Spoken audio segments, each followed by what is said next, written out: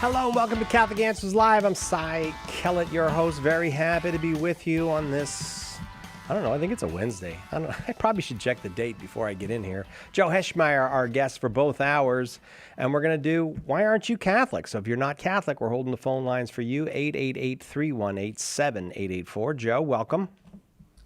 Thanks for having me. Could you thank Anna for dressing you today? Clearly you did not dress yourself.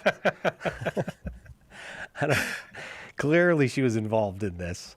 I will take that as a compliment. Yeah, you look nice. Too. That's right. Oh, you look nice. 888-318-7884. We already got callers, Joe, so I'm going to go right to the phones. Let's just get right into it. Why aren't you Catholic? Okay, let's do question. Let's start with Joey from the Christianity United YouTube channel on YouTube. All right. Joey, this is a wonderful opportunity for us to have a conversation. Thank you for calling. Yeah, thanks for having me. So why aren't you Catholic? Yeah, I guess to sum it up in like a sentence, I'm not Catholic because after years of prayer, research, and personal conversations I've had, I'm convinced God is not allowing me to become Catholic, at least not right now. That's very interesting. And so not allowing you specifically, or you think he's not allowing anyone? Me specifically, I'm a big fan of the Catholic Church, of the See of Rome. Like, I'm not an anti-Catholic by any means, but me personally, I just haven't felt allowed to make that jump.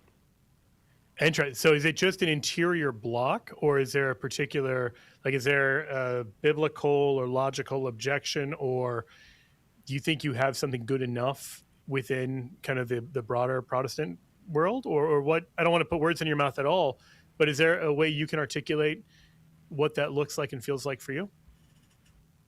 Yeah, and I appreciate you clarifying. Yeah, I think that it's probably a hodgepodge of reasons. There are logical reasons, of course, and intellectual, kind of theological ones. And I guess in some ways there has been that interior block. And like, in full disclosure, I tell people this. I've prayed in moments of my life, like I want to be Catholic. And I've had conversations, and I've attended Mass, and I've done all that. And yet, since these logical issues haven't gone away, and among other things, it seems like, maybe God's called me into the church that I'm a part of right now. Yeah, I'd say at the outset, I think it's good to have that discerning spirit. Like, my counsel is never just join immediately and, leave all of your doubts at the door or anything like that. Like, it's good for people to work through the questions that they have and really come to a place where they can say, either this is the church that Jesus set up or it isn't. And if it is, then we should all be Catholic. And if it isn't, none of us should be Catholic. But even though that's a universal kind of result that either everyone should or everyone shouldn't be Catholic, nevertheless, God works with each of us at our own speed and in the particularities of our own journey. And I think we have to respect that and respect the role of conscience as we do exactly what it sounds like you're doing, which is prayerfully discerning, okay, well, what is this true? And what are we meant to do with this?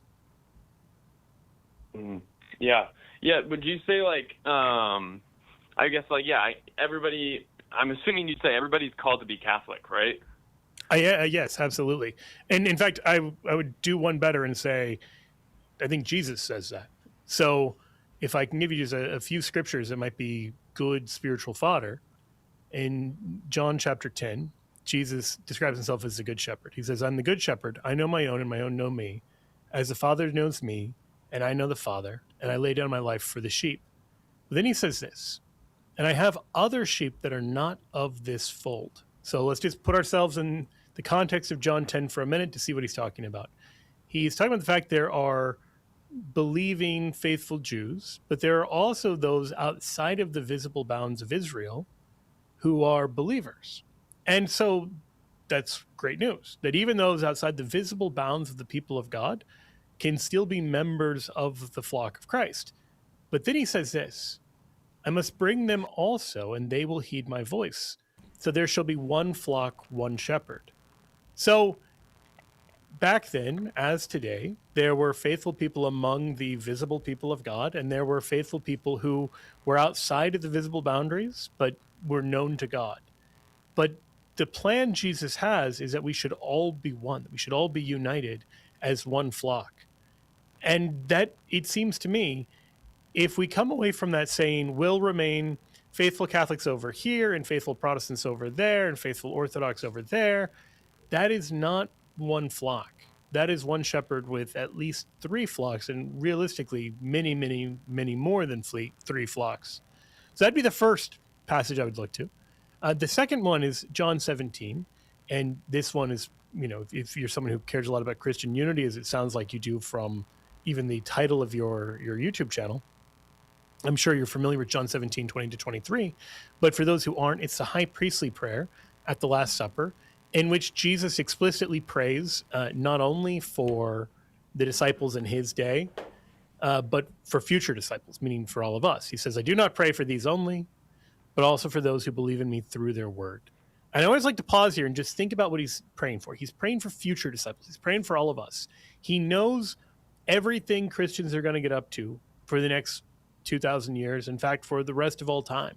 He knows all the scandals that will ever happen. He knows all of the abuses done in the name of the church. He knows all the bad stuff.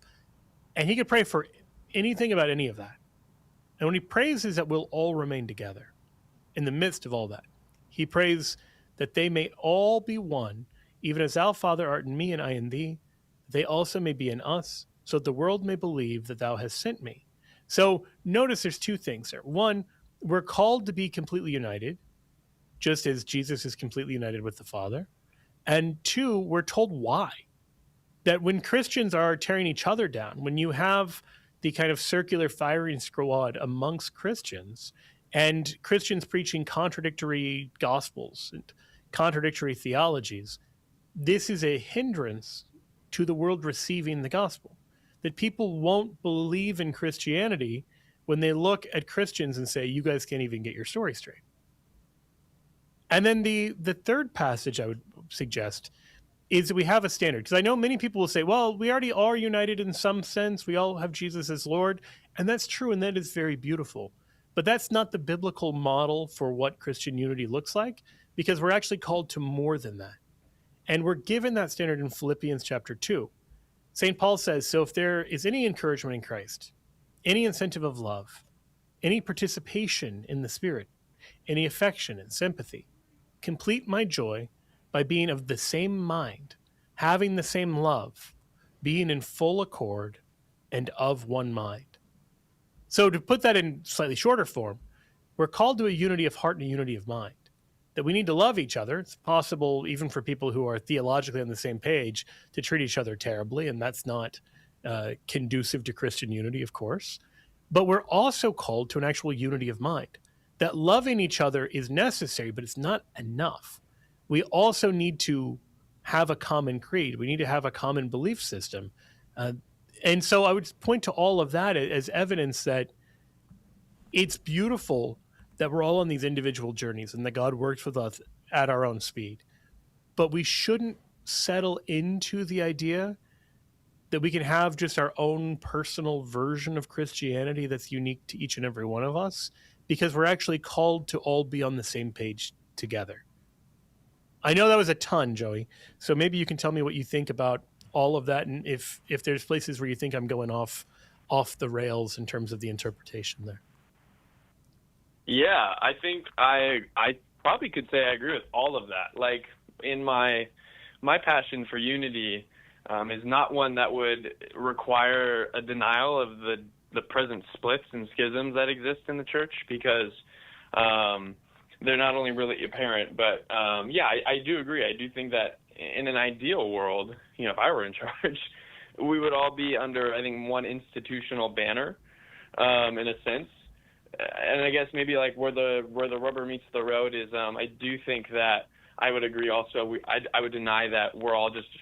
I do think there is a unity of an invisible faith that we all carry. One Lord, one faith, one baptism, and yet I do think that these schisms need to be dealt with. I guess, where I feel like the unity is hard, I guess on the Catholic end, and again, I love Catholics, but the Bishop of Rome especially, and papal supremacy feels like, when I talk with other Protestants and my Orthodox brothers and sisters, That's the hard part is it's unity on terms of papal supremacy. Is at least what it seems to me, and what I've heard, and what I've talked with other people. But I don't know. What do you think about that? Yeah, I think that's perfectly reasonable. And in fact, I would say if the papacy wasn't hard, if somebody was like, I agree with the papacy, just not the rest of the stuff, that would actually be a very confusing position. It's like, well, if you agree with the papacy, why not believe what the Pope says about, whatever other doctrine you do have an issue with? So if we are called to unity, you're also right that we have some kind of unity already by sharing a common faith in Christ. But I think the need for more than an invisible unity, as you put it, or an invisible faith, but a visible shared faith that the world may believe, is the actual biblical standard, that we be of one mind and one heart, so that a non-Christian who asks, two different Christians, what do you guys believe about X, should get the same answer. And that is not the case right now. And that's an actual problem. Like, not just in an ideal world, like that is a problem in this world, given what Jesus is praying for. And we can do things about this. Then the question becomes, well, how do we have unity? And, you said, like, if I was in charge, but did God leave someone who is in charge? Or is it each of us, like, if I was Pope, here's what I would do? Or is there an actual Pope? Because I think you're right that if we can look to the Pope as having some kind of supreme authority, then we have a principle of unity. If we don't have that, so what is the alternative mechanism that Protestants are going to get us to the unity Jesus prays for? If we have enough Bible studies, are we all going to agree? If we divide into enough small denominations, are we going to find one that gets everything right and everybody else becomes so convinced that we all become that? Those don't seem like actual paths forward. So maybe there is a path that I'm just missing here, but it seems like we can either do what Jesus prayed we would do and be united with the Bishop of Rome, or we can try to do some other way. And I don't know how that other way ends up being anything other than kind of the Tower of Babel. Like, I don't know what that other way would be that's going to realistically get us towards one Lord, one faith, one baptism, if we don't even agree on what baptism is, and if we don't agree on the tenets of the faith. Like, we have the Lord part, we sort of have the baptism part, we have a lot of disagreements about the faith part, and I don't know what would the sort of roadmap towards having a shared faith, one mind, one heart, kind of look like in your view? Yeah, I mean, that's the $1 million question I'm still thinking through. I do feel like at some level it has to, you mentioned like through Bible studies. Like, obviously that wouldn't be the method, but it does need to be. And I think the papacy, especially since Vatican II, has seemed to agree it needs to be more conciliar and more surrounded around synods.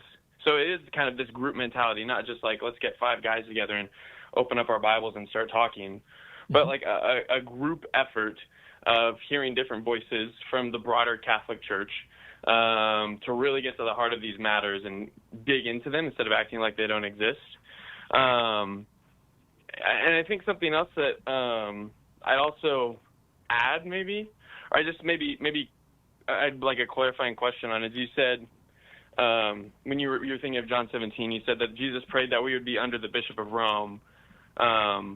When he says that we would be one, that we would be one as he and the Father are one. And then you seem to imply that means under the Bishop of Rome. Is that your read on John 17? I'll tell you what, Joe, hang on. Sorry, would you mind just waiting? We'll do the break, because I'm enjoying this conversation. Joey's on the line. We're asking, why aren't you Catholic? And Joey was very kind to call. He's not Catholic, and he has a YouTube channel, Christianity United, the YouTube channel. But Joe, I have to do a break, so we can make the conversation longer if you let me do the break. Is that all right? I'd be happy to. Can you hang on, Joey? Sounds good to me. All right, right back with more Joe and Joey on Catholic Answers Live. Hang on. Catholic Answers Live will return in a moment. Support for Catholic Answers Live comes from Catholic Chemistry, a dating app for Catholics. Founded by a longtime member of the Catholic Answers team, CatholicChemistry.com. Are you a coffee drinker? If so, you can now enjoy a coffee roasted to perfection by the Carmelite monks of Wyoming. Delicious Mystic Monk coffee is roasted and prepared by monks in a hidden cloistered monastery and is available in over 25 varieties. All Mystic Monk coffees are works of perfection and labors of love. For more information on how to purchase Mystic Monk coffee, visit mysticmonkcoffee.com. That's mysticmonkcoffee.com. The Adoration Sodality of the Poor Clares of Perpetual Adoration at the Shrine of the Most Blessed Sacrament in Hanceville, Alabama, is a prayer group for laity, priests, and religious brothers and sisters to spiritually join in the nuns' mission of adoring our Lord Jesus Christ in the Holy Eucharist. Members commit themselves to an hour of Eucharistic adoration on a monthly, weekly, or daily basis at a monstrance or tabernacle at the parish of their choice. Learn more about becoming a member at iadorethee.com.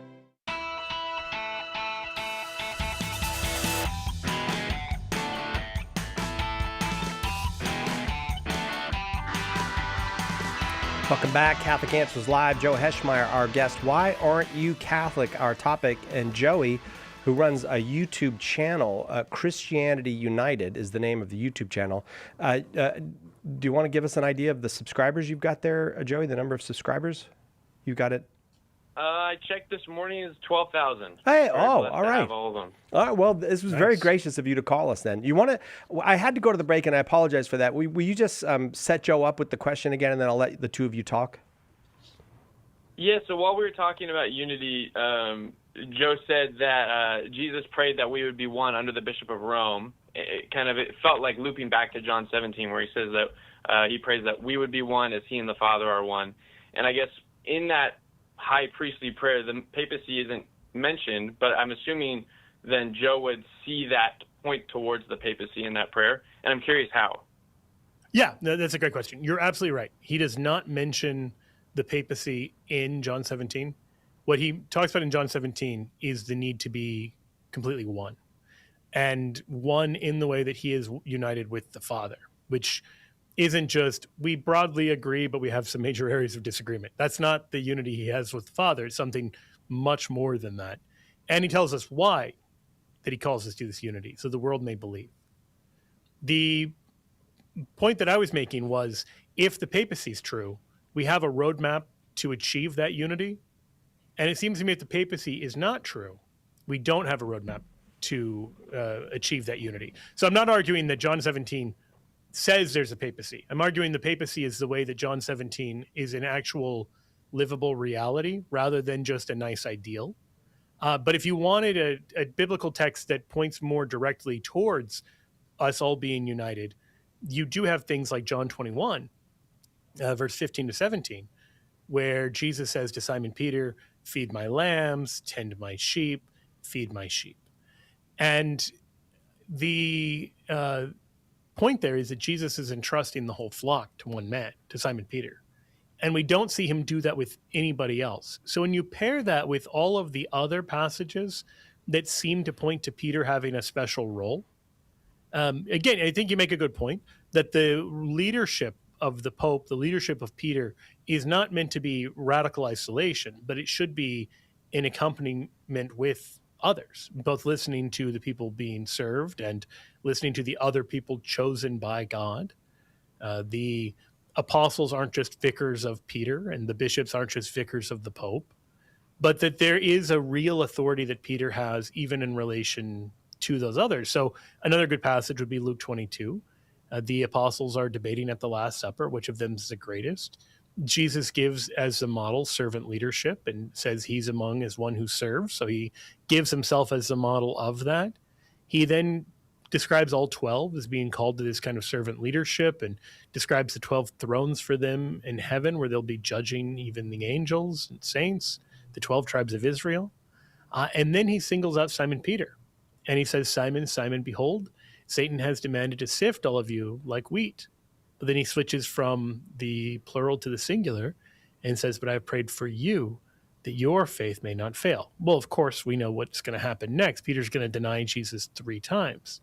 And so he then prays, and when you have turned back, strengthen your brethren. And so you have this sense in which the whole church is entrusted to Peter, both in John 21 with the giving of the flock, but then also in a different way here in Luke 22, where the church is entrusted to the care of the apostles, and the apostles are entrusted to the care of Peter. So I would suggest in both of those, we have some indication that one of the ways we have visible unity is by having a structure given to us by Jesus Christ, in which authority and responsibility ultimately rests with one man. And this is a model that we see in the family with the authority of the father, in the patriarchs with the patriarch, in the judges, in the kings, in the high priest, that even if you have a bunch of leaders, like a bunch of priests, you still have one who is high priest. That model is given to us over and over and over again in Scripture, and the papacy matches that model. Peter having this kind of special role matches the way that Jesus has done things all throughout the Old Testament, as well as what we see within the evidence in the New Testament itself. I've written a book called Pope Peter on this, and I admit that I get a little long-winded with that. So I apologize if that was too much kind of all at once. Not at all. So when does, I guess, like, all of that is great, and I think I think Protestantism as a goal should be in kind of a reuniting with Rome and the Bishop of Rome. However, where does that get doctrinal? Like, there's a difference between, like, the high priest, who is kind of the representative of, like, liturgical life in the nation of Israel, and let's say the Bishop of Rome kind of takes that role. How does that get doctrinal, where you then go from, he's kind of the liturgical representative of the church to God and vice versa, versus a doctrinal infallibility? Yeah, that's a really think that's a very good way of framing the question, because when you look at the biblical model, Peter has what looks like both priestly and royal authority, because Jesus is priest, prophet, and king. And so Christians are called to share all three of those. And so in this way, when you see an Old Testament prophet, or you see an Old Testament priest, or you see an Old Testament king, that's going to be a partial prefigurement, but the fullness in the new covenant is going to be something bigger. And so one of the examples we have of a fascinating Old Testament example where you have the combination of priestly and royal authority is Eliakim in Isaiah 22. And so, or Eliakim, as some are going to pronounce it, Eliakim. In Isaiah 22:20, God says, "In that day I will call my servant Eliakim, the son of Hilkiah, and I will clothe him with your robe and will bind your girdle upon him." And so you'll notice those are priestly garments. "And will commit your authority to his hand." Now, the authority there in context is the authority of the steward, the major domo, like the second in command in the royal governance, the one who acts on behalf of the king. "And he shall be a father to the inhabitants of Jerusalem and to the house of Judah. And I will place on his shoulder the key of the house of David." So this is a symbol of royal authority and of the authority to act in an official capacity. "He shall open and none shall shut, and he shall shut and none shall open." Well, what does that sound like in the New Testament? One thing it sounds like is in Matthew 16, where Jesus tells Peter that he's changing his name from Simon to Peter. And then, we have this famous and often disputed passage, "Upon this rock I will build my church." But it's the part that comes right after that, where he says, "I will give you the keys of the kingdom of heaven, and whatever you bind on earth shall be bound in heaven, and whatever you loose on earth shall be loosed in heaven." That looks like this conferral of this priestly and royal authority that we saw back in Isaiah 22. And if you read, for example, the Jewish Encyclopedia has a great entry by, I believe, by Rabbi Kaufman Kohler on binding and loosening. And it talks about this as a rabbinical expression to mean making doctrinal adjudications, that specifically binding and loosening to Jewish ears meant something extremely doctrinal. That it was about, for example, we read about them traveling a Sabbath day's journey. And you say, what is that? Well, it turns out you're not allowed to work on the Sabbath, but that means, you're not going to be running a marathon on the Sabbath, but you can get up and walk to the living room. So then the question becomes, well, what's the line? What's the standard? And there's a lot of things that are like this, where there was an important legal authority that we see the Pharisees hold in Matthew 23, the Pharisees sit on Moses' seat. So practice and observe whatever they tell you, but not what they do, for they preach but do not practice. So they have a real authority to say, here's what the law means in this time and place, in this context, so that people can actually live this thing out in a unified sort of way. So I would suggest that we see Peter inheriting both a priestly and a royal authority, and a prophetic authority as well, from Jesus, and that this is prefigured in Isaiah 22. Mm-hmm.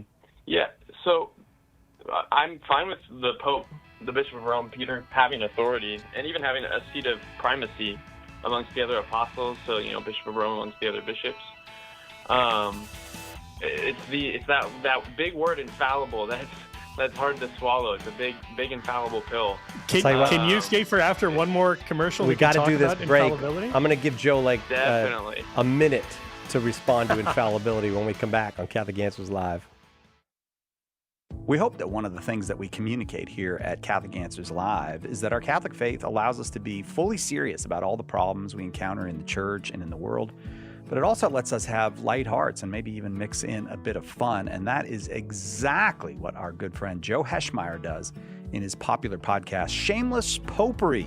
You should check it out at shamelessjoe.com. Joe's got a deep grasp of the faith, of morals, the teachings of the church, all that, but he's also got a witty conversational style. He entertains and he informs, but you will leave equipped to better answer the most common challenges, misconceptions, and questions about the Catholic faith. He's got insightful guests, he does on-air debates, and he takes a close look into all the things that you want to know about as a Catholic living today. You'll walk away knowledgeable and filled with joy. Look for Joe on his YouTube channel. Check him out at shamelessjoe.com or wherever you get your podcasts. And if you like what you hear, become a patron. Throughout history, some Catholics have been among the worst kind of villains, right? Or were they? In Cancelled, historian Steve Weidenkopf digs into the lives and controversies of some of these Catholics whose reputations have been blackened, often unfairly. He takes on the anti-Catholic versions of history and defends not only these figures, but the faith they represent. Order your copy of Cancelled today at shop.catholic.com or ask for it at a good Catholic bookstore near you. When the resurrected Jesus appeared to disciples on the road to Emmaus, they didn't recognize him until the breaking of the bread. The same is true today. In the Holy Eucharist, we really meet Jesus. In The Eucharist is Really Jesus, author Joe Heschmeyer explains how knowing Jesus in the Eucharist is the key to understanding all of Christian faith. Order your copy of The Eucharist is Really Jesus today at shop.catholic.com or get it at a good Catholic bookstore. What event brought you closer to your spouse or family? Tell us about it on tomorrow's Take Two with Jerry and Debbie. And now back to Catholic Answers Live with Cy Kellett.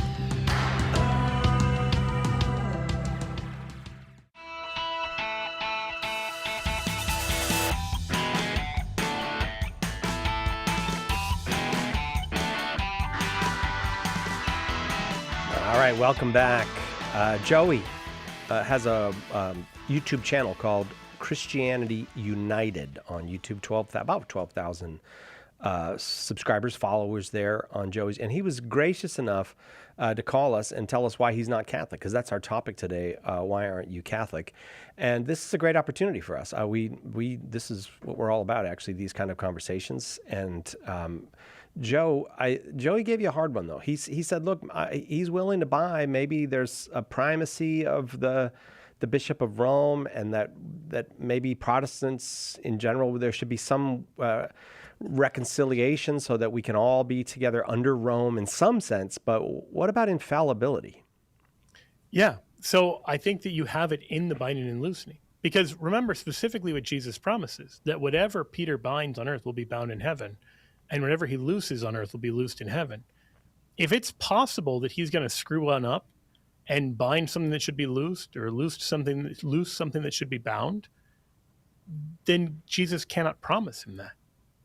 That there has to be, like, Jesus is promising this correspondence. So you'll have this scholarly dispute about whether it's that Peter acts on earth and then heaven ratifies it, or if heaven acts first and Peter expresses his heavenly determined sort of thing. And frankly, it doesn't matter which way you read it.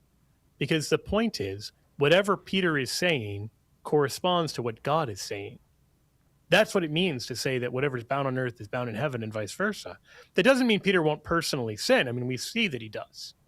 But in this official capacity, he's able to do things like write 1 Peter and 2 Peter, which Protestants and Catholics agree is without any error. He's able to orally proclaim all of the good news, like the Pentecost sermon and everything else in Acts 2. And in all of this, he's not just without error. In those cases, there's a whole other thing we're just going to leave aside, which is he's also inspired by the Holy Spirit. But he's protected, on the flip side of that, from giving some binding teaching that is wrong. That's what the binding and loosening authority is for in the first place. And so I'll just end this where we kind of began, which is Jesus calls us to unity, and he also calls us to truth. If Catholics are right about the papacy, we can have unity in the truth, because the Pope is saying on earth the true things that are found in heaven. And if that's not the case, then it seems that we have to choose between unity and truth, that we can't be fully united because we can't trust one another to have gotten the truth right. And so we can't sacrifice unity for the sake of truth, and we can't sacrifice truth for the sake of unity, because Jesus has called us to both of those. And so obedience to Christ calls us to something more than I would suggest Protestantism has been able to provide, where it can't give us unity in the truth, because there's not an agreement on where we would find that truth, other than we need to spend more time talking about it and fighting for it, which is all very good. It's beautiful. But I think we're called to something more, that we can today be united in the truth. But it involves saying yes to Jesus having established a visible church and having put Peter in a special role in that visible church. Again, Joey, I feel like you've been so gracious to us, and I honestly feel like the conversation has been so good and helpful. Yes. We could go all hour, but I can't go all hour. I am not permitted to go all hour. So I got to let you go and say thank you. I want to say again, your YouTube channel is Christianity United, and I'm very grateful. I hope that you will call again, or that we'll have interaction somehow, continue this conversation. If you'd like a copy of Joe's book, Pope Peter, that he mentioned, hang on, give an address to Darren, and he'll send it off to you. But again, a very, very gracious call, and I'm glad we had that opportunity. But yes, we have a pastor we want to talk to next. So I don't want to, we've kept a pastor waiting. You don't keep a pastor waiting. Pastor Joseph in Auburn, Illinois, watching on YouTube. Pastor, thank you so much for waiting. I guess I could start with, why aren't you Catholic? Yeah, no, I've been enjoying the conversation. Thank you. So the reason why I'm not Catholic, I mean, I have a couple other things, but to narrow it to one, I think that an understanding of what prayer actually is, I think that the prayer should be given to God and to God alone, and I think the ways that I have seen it practiced in the Catholic faith is a semblance of idolatry. And so I cannot biblically create a defense for prayer to saints or prayer to Mary in that sense. And so that's probably the main point where I struggle. Nice. I think that's a perfectly reasonable question to have. My first question to you, if I may, is how would you define prayer?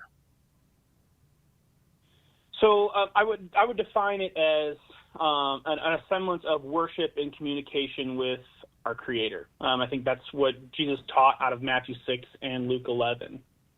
Okay, yeah. So if we mean prayer in that sense, then that is only to God. Right. But there is some use of the word prayer where it refers specifically to dialogue with the Creator. And that is only, I mean, obviously, that's only to God. And there can be a mediating role that the angels play, as we see in the book of Revelation, as they're presenting the prayers of the saints, but they're not the object of the prayer. That even if they are interceding and mediating the prayer, they're not the object of the prayer. So if that's what we mean by prayer, we would say, yeah, we don't pray to the angels or the saints in that sense. But this is where I think it's helpful to look at the other ways that the term prayer is used biblically, and other ways that we see things that we might call prayer. Because the word prayer in English, and all the words that are being used for prayer in Greek, refer to a variety of things. So, like in English, a prayer is a request, pray tell, that sort of thing. And so sometimes we use the term prayer in this broader sense, just to mean speaking to a saint in heaven or speaking to an angel. And so whether you want to call that prayer or not is more of almost a pedantic point. The truth is we see people speaking to them, and it's not regarded as inherently worship. So unless you include something like worship within the definition of prayer, then we see that there is this broader sense of prayer that happens outside of the particular context of worship, and not only directed to God. So, for example, in Genesis 22, an angel calls out to Abraham from heaven, and Abraham responds. Jacob blesses his sons, and he prays, the angel who has redeemed me from all evil, bless the lad. So he actually asks an angel to bless his sons. Now, we would say none of that is worship. Would you agree or disagree with that? I think I would disagree on the premise of what the prayer is directed to. In Genesis 22, when Abraham is praying to the angel, he's praying to the angel of the Lord, which, looking at the different presentations of the angel of the Lord in Genesis, is often a Christophany, or seeing Christ in the Old Testament, in the sense of, like, if you look at like when Jacob wrestled with the angel of the Lord, he was actually wrestling with God. You know, you also and have, Jacob knows that too. Like in Genesis 32. Yeah. So I agree with you that the angel of the Lord can be, but isn't always Jesus. But sometimes the angel of the Lord seems to actually just be an angel. Is that fair, or would you say it's always Jesus? I think that there's a differentiation of terms that are used in the Hebrew, where it's referred to in the general sense of an angel of the Lord, with an indefinite article. That is referring to angelic beings, like messengers of God. But when it's referred to as the angel of the Lord, it's a Christophany. Okay, fair enough. So is your argument that in Genesis 22, Abraham knows that he's talking to the second person of the Trinity, and so he's worshiping him and talking to him? I think he knows he's speaking to Yahweh. I don't know if I can't define the motive in saying he's only speaking to the second person of the Trinity or one or the other, but I think he sees him. That's I meant more like just that he knows he's not speaking to a literal angel. But there are other places where they do seem to speak to literal angels. So maybe a more uncontroversial case would be all of the conversations involving Michael or Gabriel. You know, Michael speaks to Daniel, Gabriel speaks to Zechariah and to Mary. And so in all of these cases, they are speaking to angels. John speaks to the angel in Revelation, and only when he goes to offer him, when he goes prostrate before him and tries to worship him, does he sin. That beyond that, like when he's talking to the angel, when he's receiving revelation from the angel, that's all presented in a positive way. Would we agree on that?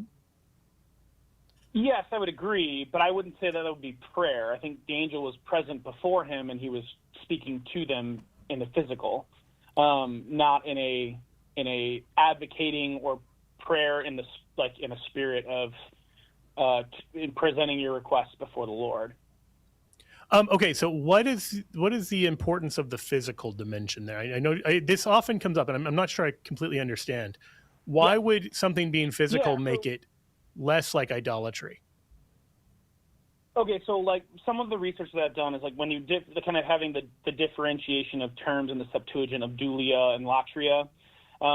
You know, you have the dulia, which is high honor, and latria as far as being reserved only to God. And the idea of dulia being that we, you know, are asking for the saints to advocate for us to God in that sense, and it kind of like is presented in a way. And again, I'm not trying to falsely misrepresent. So if I'm wrong, like, please correct me.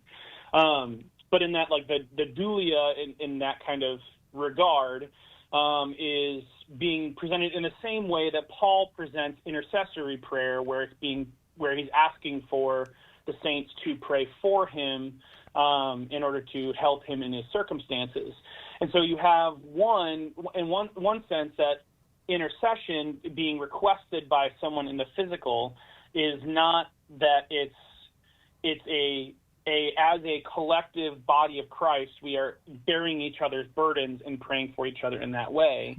But to present a request to someone who is in the glory of God is now in it is a semblance of a request spiritually to someone who is been delivered into the presence of God, which I think does not. There's no biblical context to which that is ever presented. And so I think when you look at like the opportunities where John is talking to an angel or the angel comes and speaks to Daniel, you see the angel come to them in the physical and they are physically having a conversation. And there is, obviously that there is the advocacy that the angel has of, don't worship me because he is not in a position of worship. But then you also have the physical sense and that there are two beings in the same vicinity having a conversation. And that, in that sense, even though like Paul and the church in, Galatians are separated, he still asks for them to pray for him, but they are both in the physical realm. I'm not sure I understand the significance of that detail. If I may, so think about like two examples. If Gabriel had not physically appeared and had spoken to Zechariah, and Zechariah talked back, or Mary spoke back, the Annunciation, we're not told like what the appearance of Gabriel is or anything. So if she hears Gabriel's voice but doesn't see him, is it worship for her to answer him? I think that I think it's kind of pulling into a false premise because we know that Gabriel was in the physical with Mary. Well, I know. I'm asking just a hypothetical. Right. I don't know that.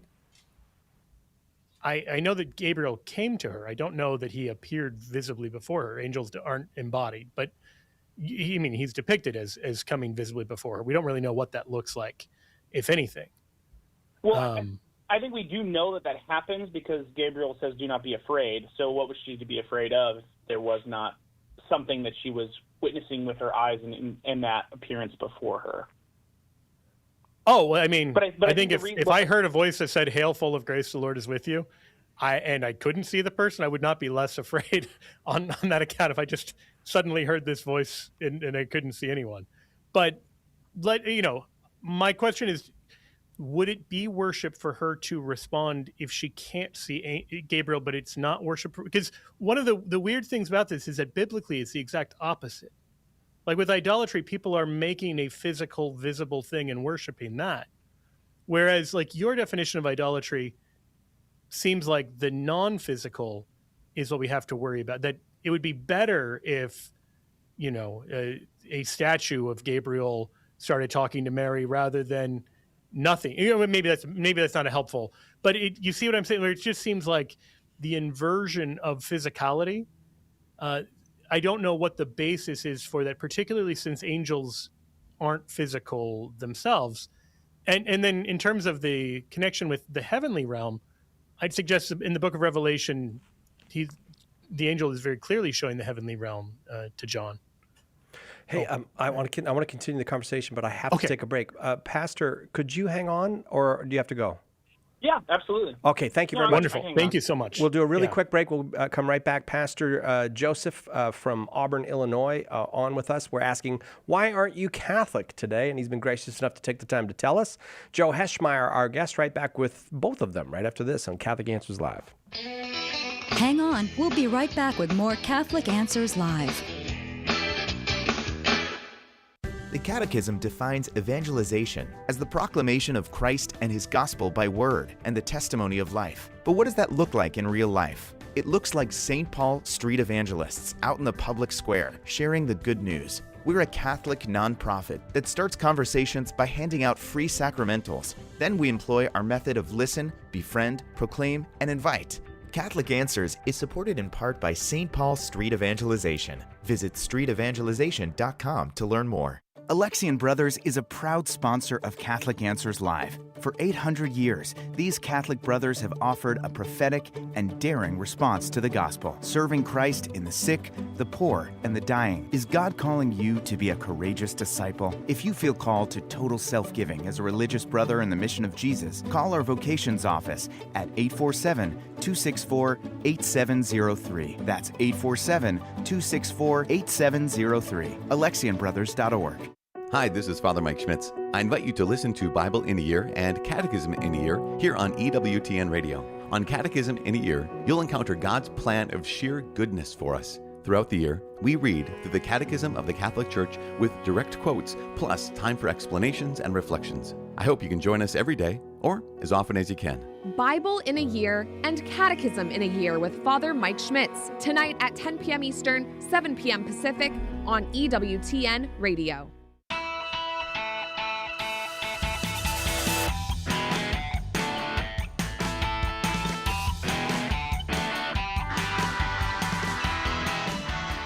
Welcome back. Catholic Answers Live. Why aren't you Catholic is our topic today. And always this presents us with some of the best conversations we have. I think one of the lessons we learned from this, especially Catholics, two lessons. One, that whenever we say the Protestant position is, we're wrong, because there's many, many Protestant positions.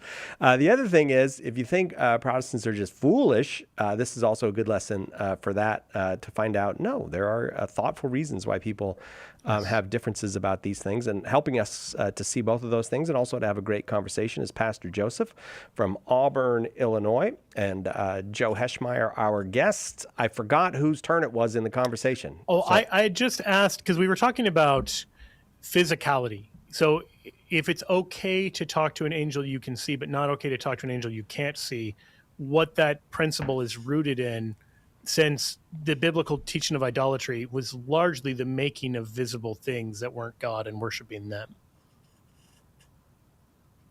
Yeah, so to kind of get to like the heart of your question, I think the biggest thing that would differentiate like what I would qualify as being prayer is the request for mediation, right? Like, and I think that there's a difference between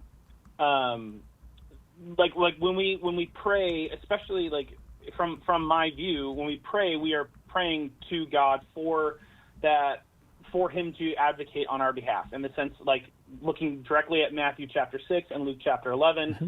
The disciples asked Jesus how to pray, and he says, pray like this: Our Father who art in heaven, hallowed be your name. Your kingdom come, your will be done on earth as it is in heaven. Give us this day our daily bread. Forgive us our debts as we also forgive our debtors, and lead us not into temptation, but deliver us from evil. So we see that as kind of being qualified for prayer, which you said is you've already defined as kind of solely devoted to God. But then if we look at the idea of the mediation, or the advocating for the saints to advocate on our behalf to God, we also see passages like 1 Timothy 2:5, which says that Jesus is the only one who mediates between us and God. There is only one God and one mediator, who is Christ. But then do you have 1 Timothy 2 in front of you? I do. Could you read the first line of the chapter 2 or of chapter 2? Yeah, 1 Timothy 2, 1. So first of all, then I urge that supplications, prayers, intercessions, and thanksgiving be made for all people, for kings and for all who are in high positions. So intercession is clearly delineated from mediation in verse 5. Jesus is the one mediator. All of us are called to be intercessors. Like all Christians, both on earth and in heaven, are called to intercession. But we are not called to be the mediator in the unique sense that Jesus is. And so then in verse 6, Paul explains what it is that Jesus does that makes him the unique mediator. And it's not intercession. It's that Jesus gave himself as a ransom for all. So Jesus dying on the cross is the unique thing that Jesus and Jesus alone does. Intercession is not unique to Jesus. All of us are called to be intercessors. And the angels present the prayers of the saints in heaven. So both humans and angels are called to an intercessory role. And as you already said, Paul uses this intercessory role both in praying for other people, but also asking them for prayers, right? And so the question becomes, why would that thing, which is not only permitted, but commanded in the Bible, to make intercessions, and then we go to other people with intercessions. Why would that suddenly become sinful to go to some members of the body of Christ, namely the ones who are closest to God because they're in the glory of God in heaven, standing before the full presence of God? Like the angels are interceding rather, and the saints are interceding in heaven. Why would it be bad to act upon that? And like the way Paul acts upon his readers here on earth and asking for intercessors to intercede. Because I think that there is a difference between those who are present bearing each other's burdens, as it says in Ephesians 4, versus those who are already been delivered into glory, right? Ecclesiastes 9 teaches that Ecclesiastes 9:7, for the living know that they will die, but the dead know nothing. They have no more reward, for the memory of them is forgotten. Their love, their hate. Well, sorry, are you saying there. that the saints in glory don't know that they're in heaven? No, I'm saying that there is a separation between heaven and earth for those who have passed away, right? Because again, finishing Ecclesiastes 9:7 says, "Forever they no more share in what is done under the sun." So there's a separation of those who have died, who have been delivered into glory, don't have until the kingdom of God is fully present in both heaven and on earth. They have no dealings with what is done in creation because they are in the glorified I think that's a reference to to Sheol.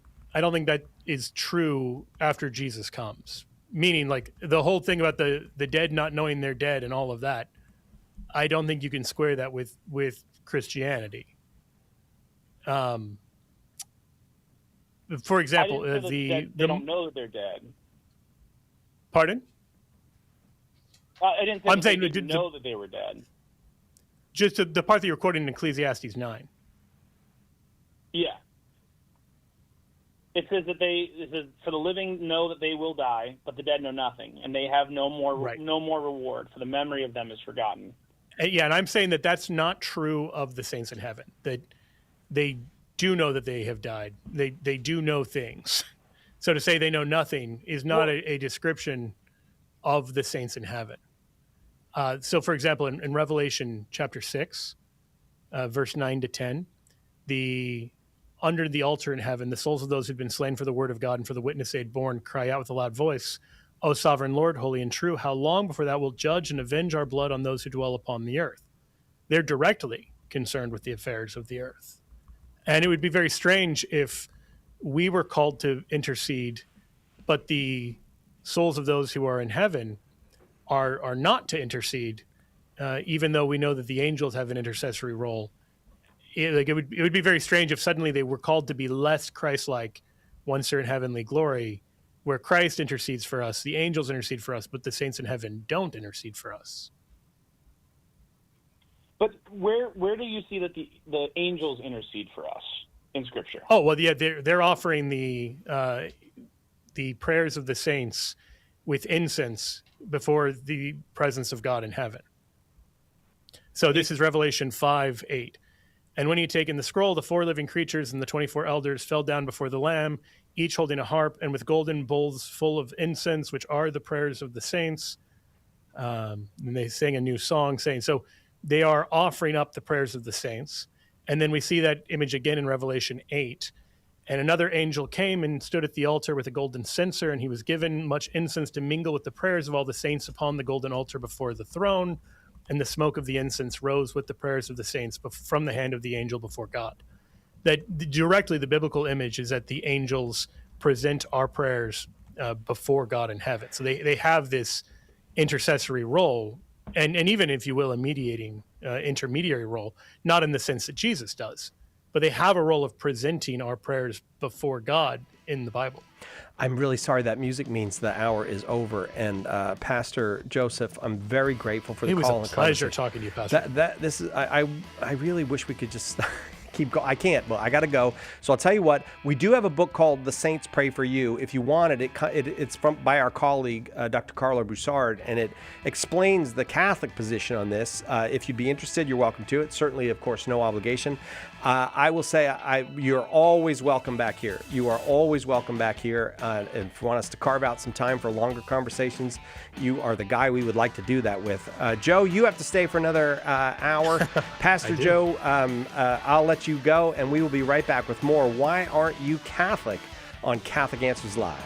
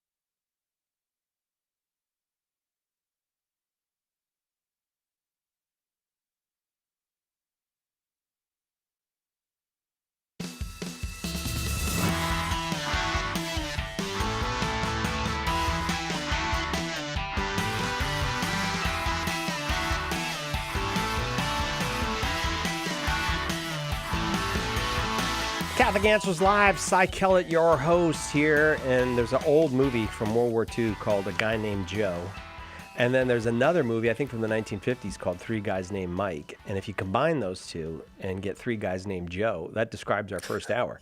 I was the only person on the air last hour who was not named Joe, Joey, or Joseph. It was an all-Joe hour, and Joe Heschmeyer, the lone survivor from that hour, only because we pay him, he has to stay here. Welcome back, Joe. What'd you think of that hour? I'm happy to be back. I think the other guys would have stayed around. I think Joey and Joseph, they seemed happy to stick around. But, yeah, they. It'd be nice to get some other callers too who aren't named Joe to see if they've got good thoughts too. Man, I tell you what, conversations between Christians who don't agree with one another but are Christian towards one another are, I think they're just priceless. I don't think you can could put a price on that. That's like those guys, they didn't have to do that. That was a favor to us. I mean, it was really beautiful that they shared their thoughts on it. I say this all the time, but I'm going to say it again. So often, I think people are afraid to do that because they're afraid it's going to be insulting or something. If somebody tells you why they're not Catholic, you think you're going to hurt our feelings as Catholics. But the reality is, for any well-formed Catholic, that is such a golden opportunity to be able to say, well, here's why I am Catholic. But for you too. And also to hopefully, help them understand an issue that may give them some real concern. So often it's like this thing that they're right to be worried about, but it just turns out that isn't quite how it is. Right. I just made a joke at your expense, and you completely missed it. I totally missed it. Yeah, I'm sorry. That's all right. You can go back and hear it. You can go listen to the tape later. I'm dreading it. I'm gonna. No, it's not that. It wasn't a good joke. It was just a joke. All right. How about we go back to? Let's go back to the phones. By the way, Joe Heschmeyer's podcast is called Shameless Popery. Joe is a shameless papist. He was working so hard with those two callers last hour, we never talked about it. So I will take a little time to let Joe tell us what's on it this hour. But I also feel like we kept callers waiting a long time. So I want to get a couple folks on with you. How about if we go to Spencer, Tennessee to start this hour, where Andrew is listening on the Catholic Answers app. Andrew, why aren't you Catholic? Well, I actually am Catholic. My buddy is not, but I don't know how I'm going to follow up those two guys. Those guys were awesome. They were awesome. They were. But yeah, they were. Great episode of Shameless Popery too, by the way, Joe. Thank you very much. Earlier this morning, and it's great to be on with the legendary Cy Kellett. So you are just full of compliments, aren't you today? Everybody's going to leave you feeling good, Andrew. Well, I'm going to do my best to articulate this, okay? All right. I got a really good friend. He's been Protestant his entire life. He's even going for a theology degree. And he's come a long way as far as objections to the Catholic Church, to the point where it's down to two objections. That's it. One is the Assumption of Mary, which I feel like in time will resolve on its own, honestly. The other is church infallibility. And his big issue the last time we spoke was the fact that if the church is infallible, how can it flip-flop? So his example was, and I couldn't really find any examples of this, he said after the Reformation, the church teaching or declaration, however he put it, was to burn Baptists at the stake as heretics. And he's very honest, so wherever he got this information, like he feels like it's true, he wouldn't just make up hearing it, right?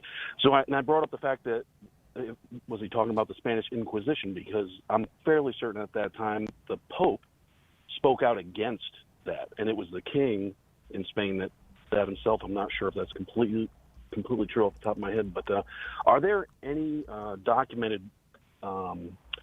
anything documented in church history after the Reformation where that did occur, where the church ordered Baptists to be burned as heretics at the stake?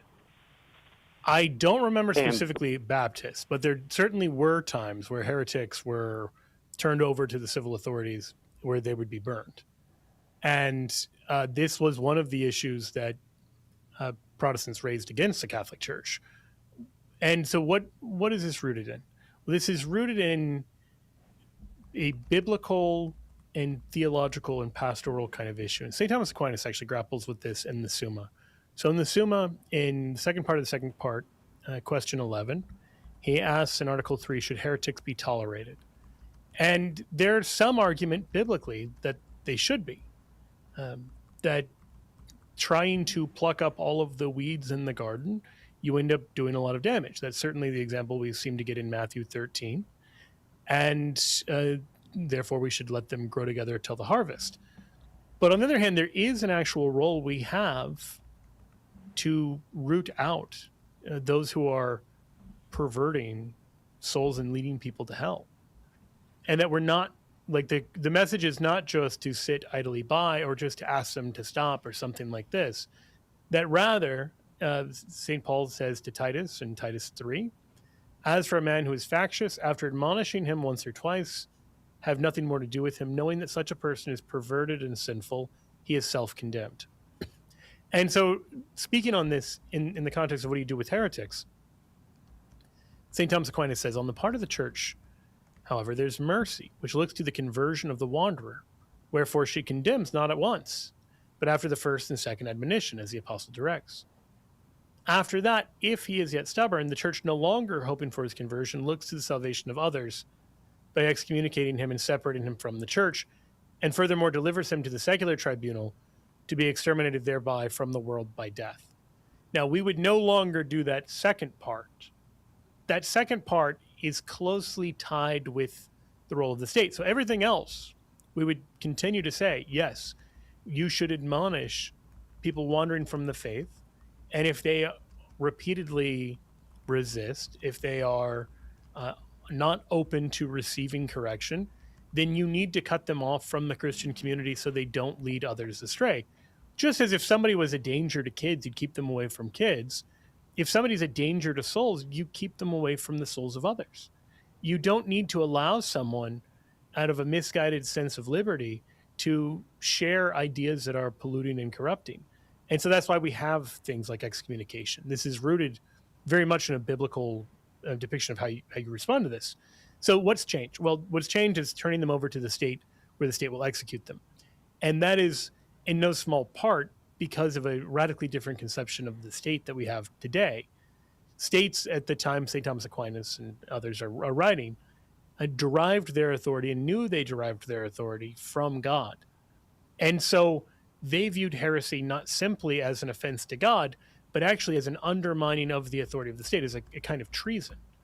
Because if you derive your authority from God and someone's coming along and saying, actually, your version of God is completely wrong, then that undermines not only the church, but also the state as well. So there was this particular vision of the state. Now, the modern state doesn't generally share that. The modern state has this idea that we're a government of the people, by the people, for the people, and they don't recognize, at least not explicitly, that actually the authority of America and of all countries comes from the God of the Bible, and that without that God of the Bible, you don't have any legitimate authority for the state at all. And so because we have this conception now of a secular state, the idea of punishing a heretic with secular authority strikes most people as obviously wrong. I'm leaving aside the question of if the state did punish, what would the appropriate punishment be? Just to say the state now doesn't get into that business, but that is largely a shift in the role of the state. The church continues to excommunicate heretics to protect them for the reasons that St. Thomas Aquinas laid out. Well, you tied it up nicely there at the end. I appreciate that. So you're saying back then the state handled the execution if they continued in their heretical ways. It wasn't the church because itself. they were viewed as a threat to the social order. Think about it this way. All right. Well, when Protestantism does arrive on the scene, one of the first consequences of it is the bloodiest war Europe had ever seen. And so it's actually true that when they were worried that introducing a bunch of different ideas that are heretical might lead to a bunch of violence and then the undermining of the authority of the state, all of those things did happen. I tell you what, Andrew, if I can, I'm going to put you back on hold and you can talk with Darren. Maybe we could give you, we have a course that Chris Check taught on the Inquisition. That might be of interest to you. Anything else that you can think of that's ours that we should give Andrew, Joe? Trying to remember we've got something on the Crusades. I Oh know yeah, it's we've a got little the bit off topic. no, we got the glory of the Crusades. We'll give them that. Yeah, we'll Glory of the Crusades. That seems kind of relevant for it. It's kind of adjacent to this question of the collaboration and relationship between church and state. Hang on, we'll give it to you. And if there's anything else that we can be, any other way we can be helpful to your friend, just call back and we'll continue the conversation. Joe Heschmeyer is our guest. Why aren't you Catholic is our question. And you know what? Every single line full with somebody who wants to answer that question for us. Right back with more after this. Stay with us for more Catholic Answers Live. Underwriting for Catholic Answers Live is provided by Magnificat. Published monthly, Magnificat features texts of daily Mass, prayers, articles, meditations, art commentaries, and more, in step with the liturgical rhythm of the Church, on the web at magnificat.com. Join us throughout the month of June in devotion to the Sacred Heart of Jesus, plus coverage of the National Eucharistic Pilgrimage, the Solemnity of Corpus Christi, and the ordination anniversaries of EWTN campus clergy. And of course, Catholic Radio's premier shows, featuring EWTN News Nightly, The Journey Home, and more. EWTN Radio, your source of truth that allows Catholics to grow in their faith and recognize the true mission of the Catholic Church.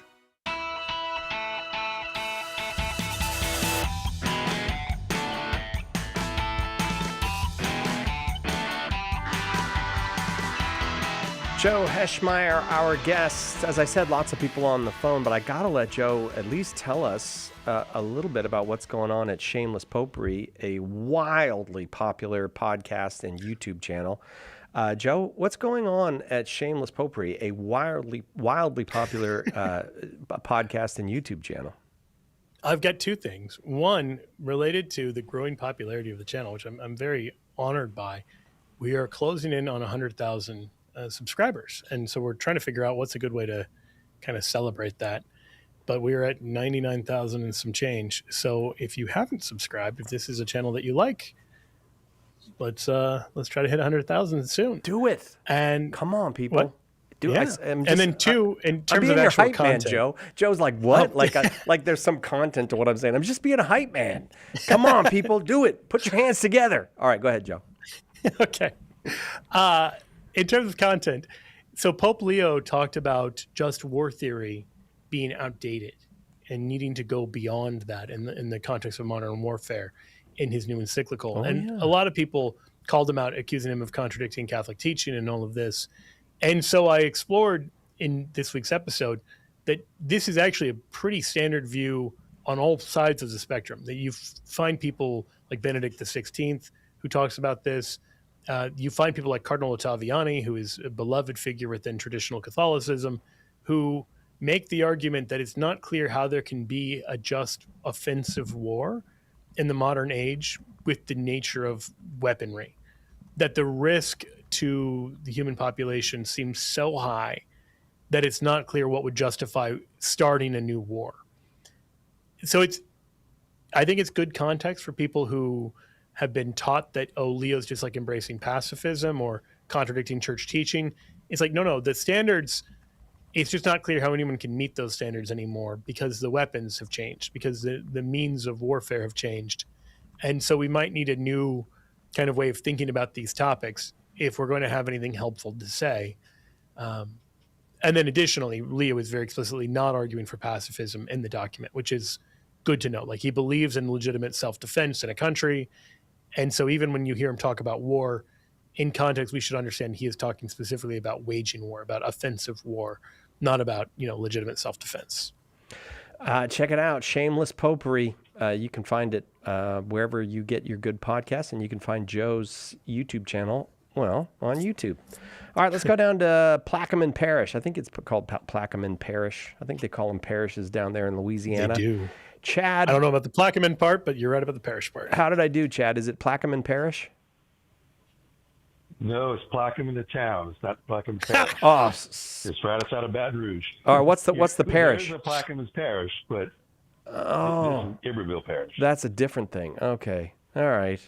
Well, it was nice talking to you. Call again sometime, Chad. Thanks. Bye. Oh, no, I'm just kidding. Go ahead. Go ahead. You got Joe. Well, Okay, so my middle name is Joseph, so does that count for the Joe? Oh, that my does gosh, count. yes, we're being overloaded by Joseph. Not overloaded. We're being blessed by lots of Josephs today. That's what I should have said. Yeah. Right. Well, my question is this. I don't want to take too much time because there's other people on hold.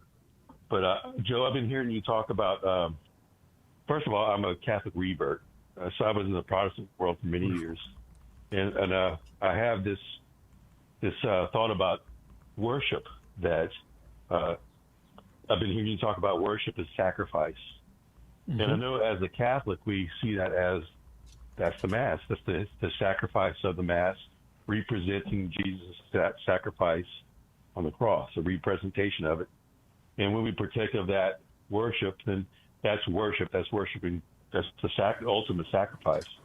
But then I know the other side of the thought of this, and I wanted to ask you about this, is that in the Protestant world, I would have said this, and I know that many of my friends do. They say, well, we do worship because we do offer sacrifice. It's the sacrifice of praise, which is like in Hebrews 13:15 says, through him, then, Jesus, let us continually offer God a sacrifice of praise, that is, the fruit of lips that confess his name.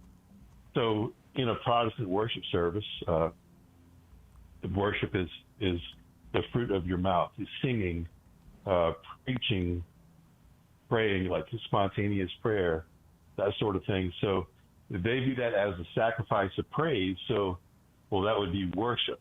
So I want to know your take on that. Yeah, I mean, I think we would largely just agree that the argument shouldn't be there's no sense in which Protestants worship God. That would be false. Because anytime you treat God as God, in a certain sense, you are making an act of worship. So I guess we really want to say two things. Number one, worship is treating God in a uniquely divine way. It comes from worthyship. You're giving God his worth. And as St. Augustine points out in Book 10 of City of God, a lot of the things that we do towards God are things that we can also do towards other people. So we honor God, but we honor other people as well. We're even told to. We're told to honor the emperor, but we're not told to worship the emperor. So worship can have honor connected to it, but it's not reducible to honor. Same with prayer. You heard, I think, the call in the last hour where I was talking to Pastor Joseph, that biblically prayer and worship are actually distinguished. You're to pray always. So prayer was everywhere and it's all the time. Whereas for the Jews at the time of Jesus, worship was uniquely in the temple. And so in John chapter 4, verse 20, when the Samaritan woman asked Jesus about it, she points this out. She says that, you believe that worship is to be done in Jerusalem, and she's referring to the temple. Whereas the Samaritans believe it's to be done on Mount Gerizim. That they didn't think that was the only place you could pray. They knew you could pray anywhere. But there was this thing that was distinct from prayer called worship. So Augustine talks about what is unique about worship that is different than all these other things that can be done, like honor, like prayer, etc. And what's unique is sacrifice. So it's not that we don't want to say worship is only sacrifice, but this is the unique and kind of defining feature of it. And as Everett Ferguson points out, it is the language of worship in the early church. Now, he is a Church of Christ scholar, but his book, The Early Church at Work and Worship, it says that sacrifice was the universal language of worship in the ancient world. That's true of the early Christians, and it's true of the Jews and the pagans at this time. That when you said worship, that has sacrificial connotations. So there are ways of worshiping God, simply approaching God as God, which we wouldn't often think about as sacrifice, but which can still be worship. But the heart of worship is sacrifice. And so when we offer sacrifice of praise, when we are giving of ourselves, when we're doing these things for God as God, we can direct those things in such a way that they are sacrificial actions. All of that is true. But the point I think is worth stressing is a lot of what gets talked about as worship within Protestantism is at best kind of adjacent to worship. So for example, if your idea of a worship service is we read scripture and then we talk about it, we have a sermon and the sermon is like the vast bulk of the liturgy on Sunday, that looks like the synagogue in Jesus's day. Like in Luke 4, Jesus goes in the synagogue, he reads scripture, he preaches on it. That looks like a lot of particularly evangelical so-called worship services. But the problem is, even though the synagogue is good, it is not a place of prayer and it's not a place of worship. How do we know that? One, they're never described as a place of prayer or worship. Worship was connected to the temple. And prayer, the only time prayer gets mentioned with the synagogue at all, anywhere in the Bible, is in Matthew 6 when Jesus says not to pray in the synagogues as the hypocrites do. But even for the hypocrites, they don't go to the synagogue to pray because they think it's a special place of prayer. Jesus talks about them going to the synagogues and street corners, meaning they're just trying to go out in public so people can watch them pray because they're hypocrites. So this was not a place of prayer. It's not a place of worship. So if your idea of what worship is a thing that Jesus wouldn't have considered worship, that's a red flag. So a lot of what Protestants today think of as worship in many cases, I don't want to speak with a broad brush, isn't worship at all, really.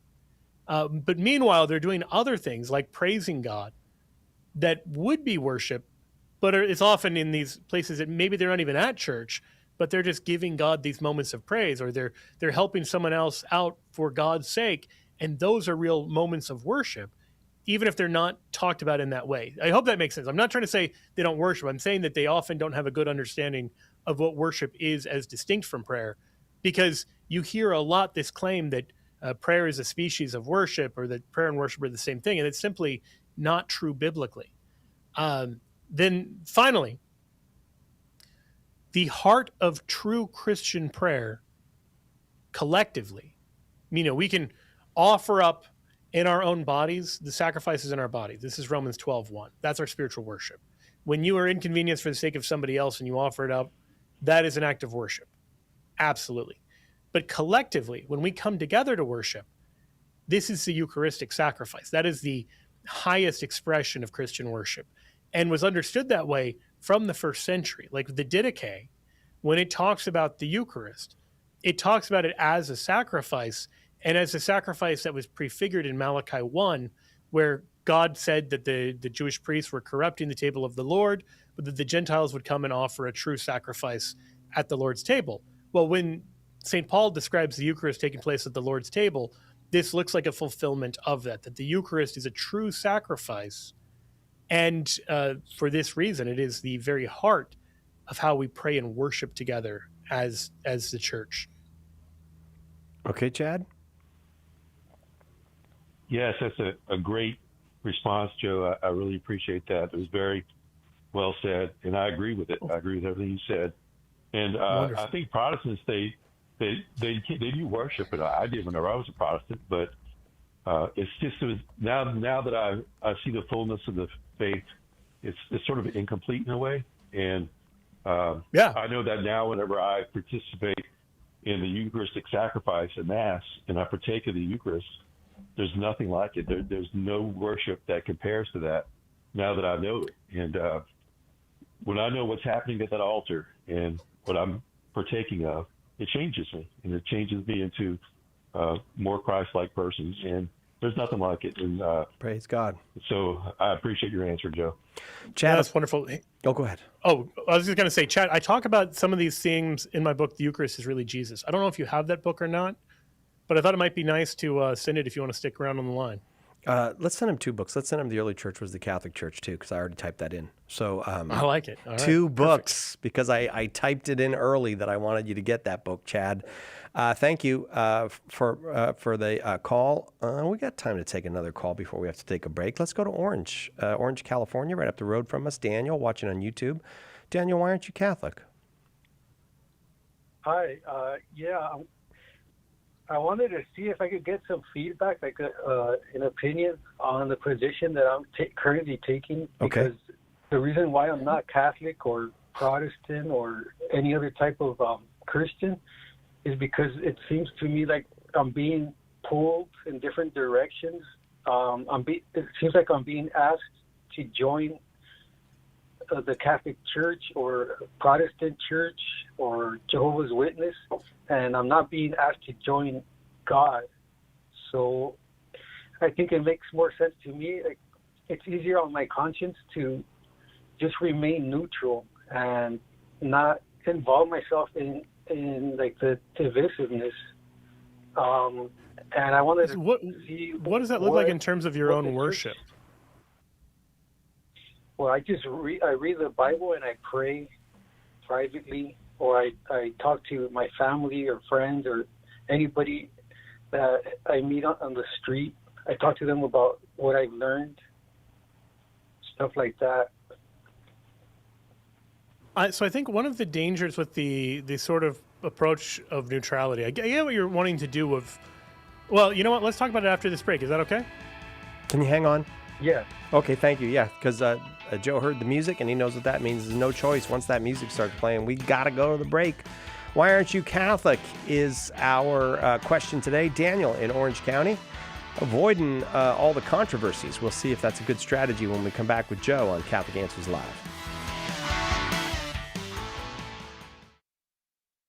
What was the church like in its infancy? In a word, Catholic. And Joe Heschmeyer has the receipts.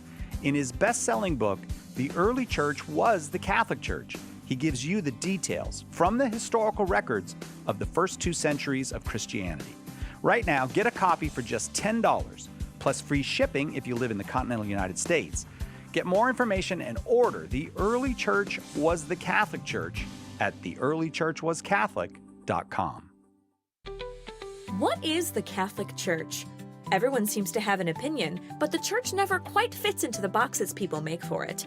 In The Faith Unboxed, author Andrew Petiprin looks at some of the most common boxes people put the Catholic Church in and explains why they don't fit.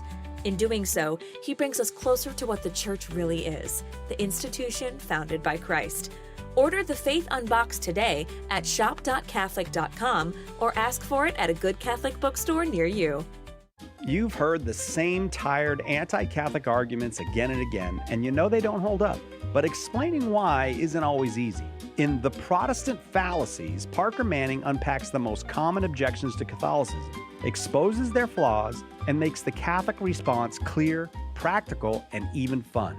Understand your faith and talk about it with confidence. Get your copy of The Protestant Fallacies today at shop.catholic.com or at a good Catholic bookstore near you. From the dawn of creation, angels have stood in the presence of God as messengers, warriors, and guardians. Some seek our fall, some intercede for our salvation, and one is assigned to protect you. In the new book, Angelic Answers, Father Mike Driscoll uncovers the truth about angels and their unseen battles. So mysterious to us, and yet so close. Get Angelic Answers today at shop.catholic.com or at a good Catholic bookstore near you. What event brought you closer to your spouse or family? Tell us about it on tomorrow's Take 2 with Jerry and Debbie. And now back to Catholic Answers Live with Cy Kellett.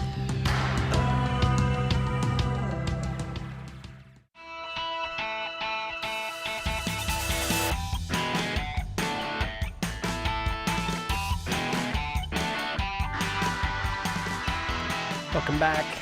Catholic Answers Live, Joe Heschmeyer, our guest this hour, and our topic, why aren't you Catholic? And lots of great conversations. I got to say, just lots of great conversations today. On the line now is Daniel in Orange, California.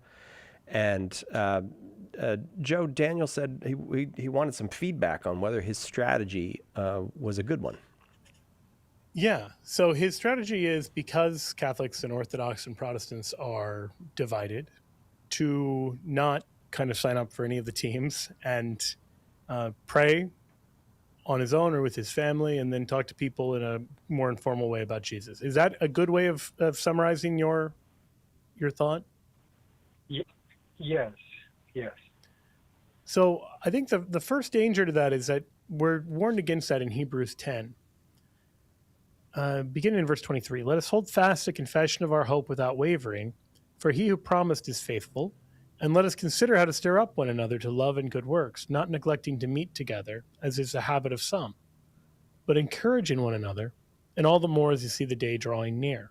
The KJV has for that part, not forsaking the assembling of ourselves together, as the manner of some is, but exhorting one another. And so we are called to come together as the body of Christ. And this is not only for our own good, but is also for the good of other people, so we can exhort and encourage them. if you've ever been in a church where, maybe it's a very big church that was once really vibrant and not many people go to mass there anymore or go to whatever church service there anymore, and has this kind of empty, cavernous feeling, that can be really spiritually depressing. It can be very desolate as an experience. Whereas if you go to a church where it's bursting at the seams and people are praying and they're worshiping and they're putting their whole hearts in it, that's not just good for them. That's good for everyone around them. And it's so much easier in that context to pray. I mean, I can say in my own experience, I've been spiritually transformed by good models of prayer. And so we have these calls to come together, to assemble together, so the flock can be with the shepherd, so that the kingdom can be with the king, so the body can be with the head, in this way that is good for us in our relationship with God, but also good for us in our relationship with other people on that journey, on that way. Does that make sense? Yes. Yeah. It's just that in my personal experience, it's kind of more complicated because even my friends, like they belong to, some of them are Catholic, some of them are Protestant. And in my family, it's the same case. So when I go online to hear different, I guess, interpretations of the Bible or Christianity, it sounds like they're telling me if I don't belong to a specific brand of Christianity that I'll be lost, or if I join that group or faction, whatever, then that means the people who aren't joining with me, like my loved ones, they're going to be lost. So I want to avoid all that. And to me, it seems like it's easier to just stay out of that for my own personal concept. I get what you mean. I would say this. First, Jesus wants us all to be united. I mean, he prays for us to be united, right?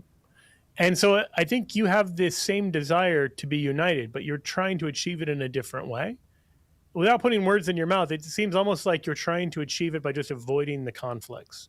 But the conflicts are going to be there. People are going to read the Bible in opposite ways. And just deciding that you're not going to take a side or that you're not going to talk about it doesn't actually resolve the conflict. It just kind of avoids it. And when you avoid conflicts, they just tend to fester and build up. And we're called to something more. We're called to actually be one heart and one mind, to be truly united in Jesus. And so one of the ways Jesus gives us to achieve that goal is the church. So to St. Timothy in 1 Timothy 3, he tells him, I hope to come to you soon, but I'm writing these instructions to you so that if I'm delayed, you may know how one ought to behave in the household of God, which is the church of the living God, the pillar and the bulwark of the truth. So it does seem important to be connected with the church because the church is the pillar and bulwark of the truth. And look, if the church was simply man-made, if the church was just a group of people saying, here's my best read of the Bible, then it would be arrogant to call your best read of the Bible the pillar and bulwark of the truth. And so there's no Protestant denomination that can really claim to be the household of God, the pillar and the bulwark of the truth. But that's what the church is. And so the church can't be this thing of merely human origin. Rather, Jesus says in Matthew 16, I will build my church. And now you have people who say, oh, that's like a spiritual idea of just the Christians wherever they are. No, because Timothy can't look to that because that doesn't exist. It needs to be an actual visible thing. And Jesus compares it to a city on a hill. And so it's visible like a city on a hill. And it's organized like a city. And even more than that, in Matthew 13, Jesus compares it to a mustard seed, the smallest, that grows into a mustard tree, the largest of all the plants of the garden. So we're looking for a visible church that can trace its lineage back to Jesus. And there's only one, and it's the largest one around, and it's visible and structured. And I think when you put all that biblical evidence together and say, where do I find the church that Jesus is talking about here? Where do I find the church St. Paul is referring to? If you don't come in with a bunch of preconceived notions about what you think the word church means, and you just come in saying, where does the biblical evidence lead? It seems to me it only leads one place. There's only one church that is that large and that ancient and everything else. And that's the church that we're all meant to be part of. Yeah. It's because I guess I understand what you're telling me, but it doesn't really give me a solution because I'm still, you're saying that I'm avoiding the conflict, but at the same time, it's a conflict that can never be resolved. And I understand that. I can foresee that it's never going to be resolved.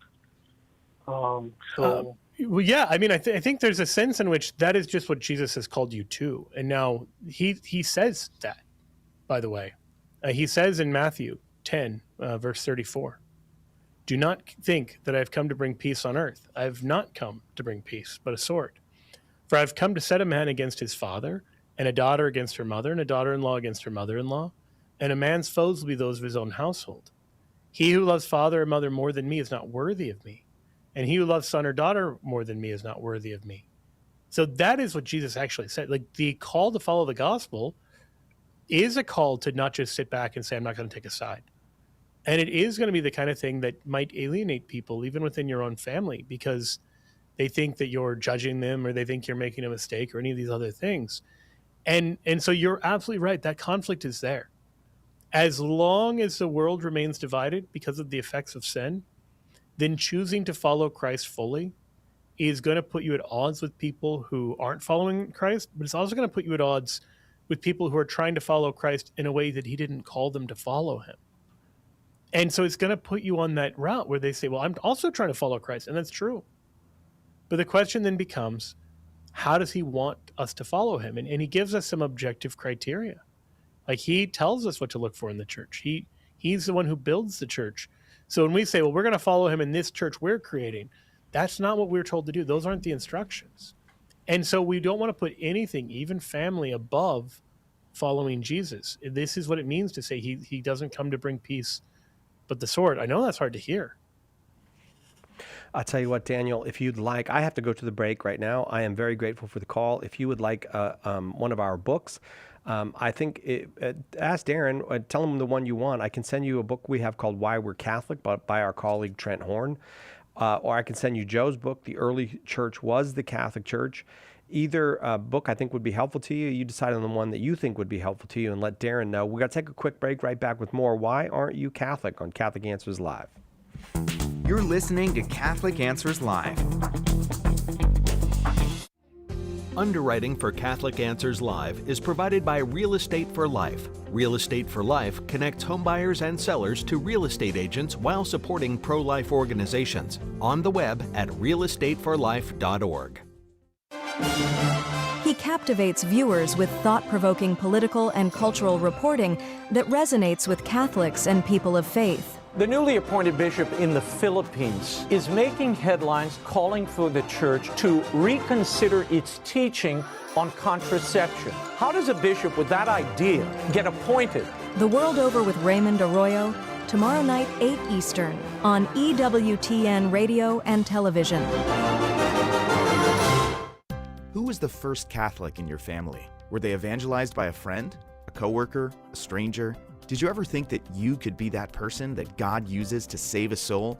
And that soul could save their family, their grandchildren, and generations to come. At St. Paul Street Evangelization, a Catholic nonprofit, we train, equip, and mobilize Catholic disciples to do the urgent work of evangelization. Catholic Answers is supported in part by St. Paul Street Evangelization, streetevangelization.com.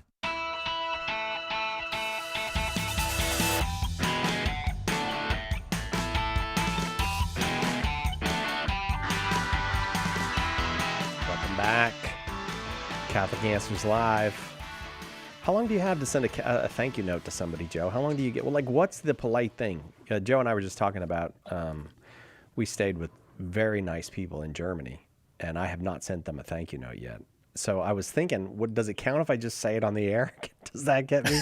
Does that give me any credit? I mean, I don't know if they're listening, but does that give me, or do I suspect both of our wives are just like shaking their heads like, this is not how it goes, guys. This just like, how long do you have till it's rude that you haven't sent a note?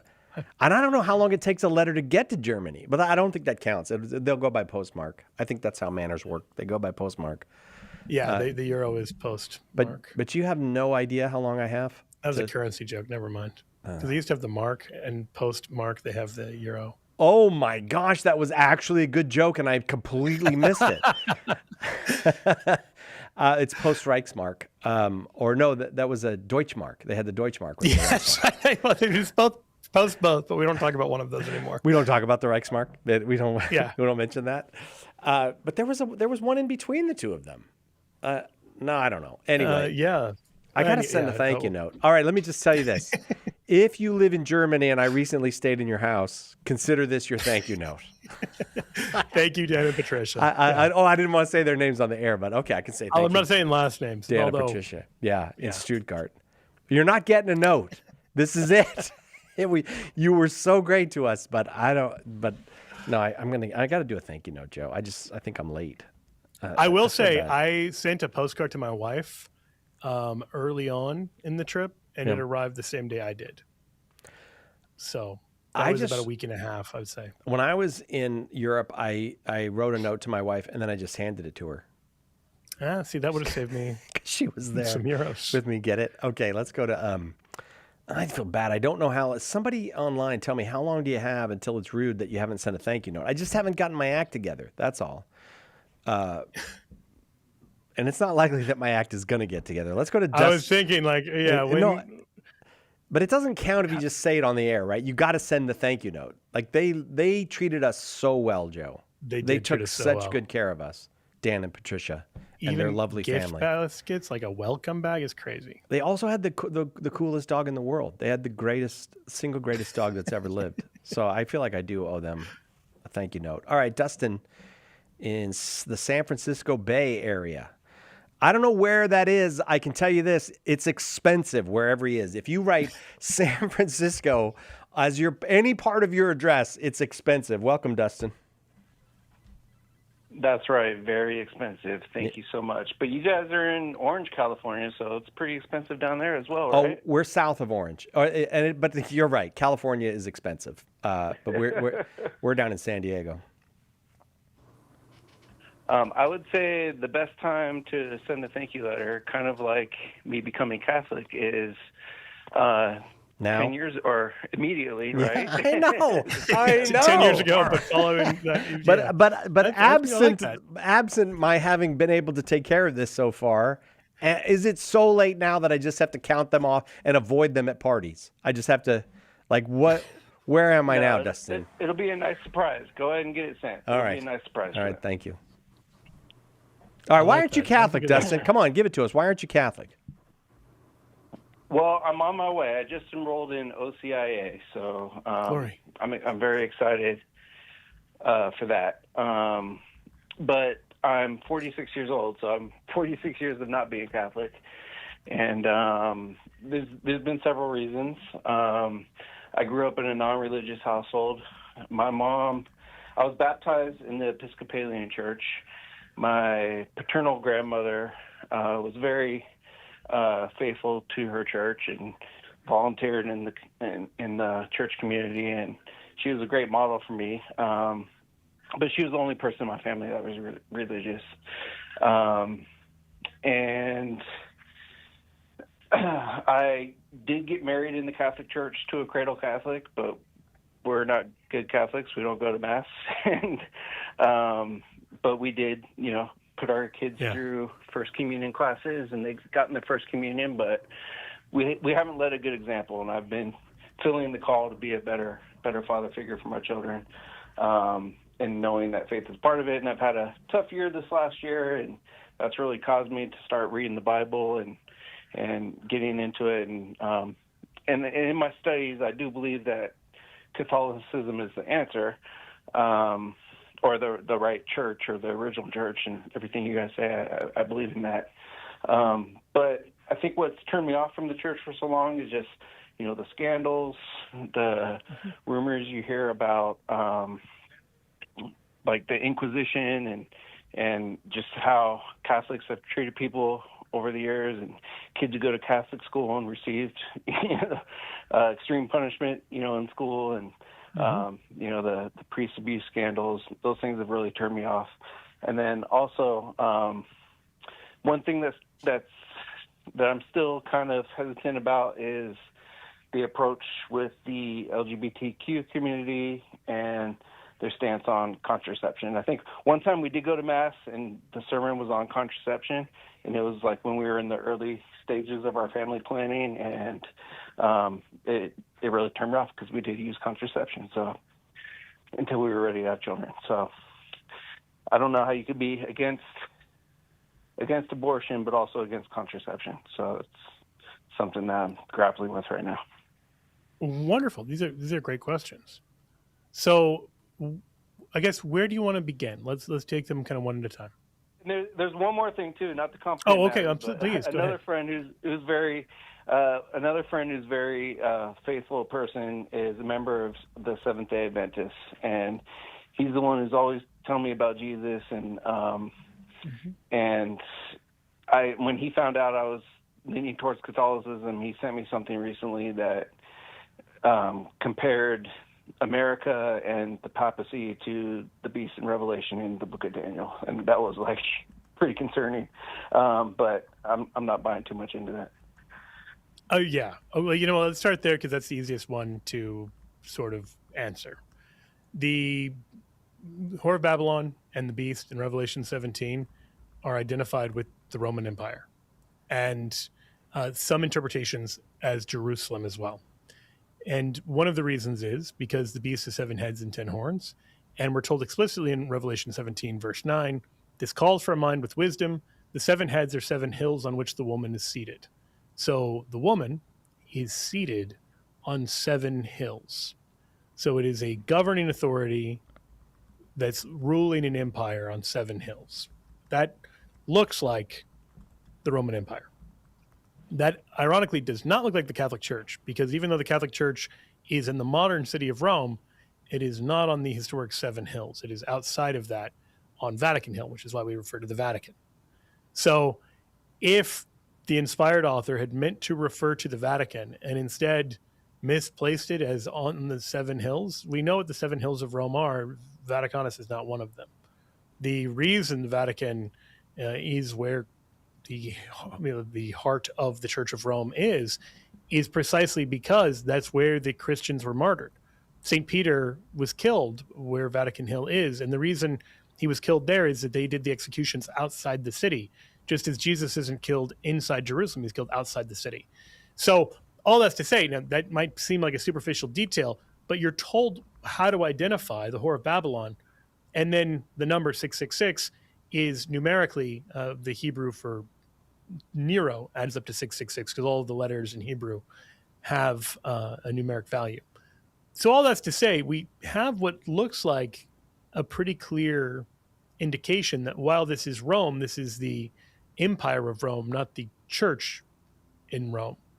And it's only by conflating the Roman Empire and the Catholic Church and the Pope and the Caesar and all of these and muddling them all together and then somehow working America into the mix, that you come away with that bad of a misreading of Revelation 17, rather than reading what it's talking about in its own context. A good question to ask would be, when did it become the Whore of Babylon? Because you said your friend is Seventh-day Adventist, and Seventh-day Adventism, the co-founder of that is a false prophetess by the name of Ellen White. And she claimed that the Catholic Church in the 4th century moved the Christian day of worship from Saturday to Sunday. But there is a huge amount of evidence that none of that is true, that Christians were worshiping in the 100s and before on Sunday. And we're quite open about this and talked about it. Ignatius talks about it in 107. Justin Martyr talks about it in the mid 100s.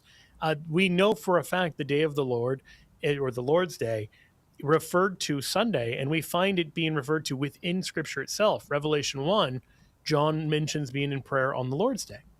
And so this isn't something that happens in the 300s. The Christians, seemingly almost immediately after the resurrection, start to worship on Sunday rather than Saturday. And so critical to the Seventh-day Adventist claim about why the church was the Whore of Babylon and all of this was this entirely fictional history about the church being responsible for changing the day of worship to Sunday. And all of this was allegedly to try to appease pagans because pagans worshiped on Sunday. But the thing is, Sunday wasn't a major pagan day of worship. So the whole theory just is built on completely flimsy and non-existent historical evidence. So don't let your mind be troubled in the slightest about those kind of Adventist claims. They're extremely historically illiterate. Now, as for the other parts, when it comes to historical injustices, it's true that some of them are inflated, but there often is at least a kernel of truth where real bad things were done in the name of the church, and real bad things were done by Christians. And that is a cause for sadness. That is something we should lament, and not something we should try to, defend or minimize or downplay, and just say, yeah, it's really bad. Like, if a Catholic mistreats you individually or collectively, I'm really sorry that happens. And unfortunately, some element of that is going to continue happening until Christ returns, because he creates a church that is a haven for sinners who need salvation. And sinners who need salvation often still act like sinners and do stupid things. And so there will be some dimension where, even though the teachings of the church are perfect, the lived lives of the church, the people in the church, are often very far from perfect. We don't practice what we preach sometimes. We don't live up to the call of the gospel. But I will say this. This might be incendiary, but hopefully not too much. In other religious contexts, you can have religious fanatics who the problem is they believe their holy book too much. They believe their religion too much, and it makes them violent and extreme and all these other things.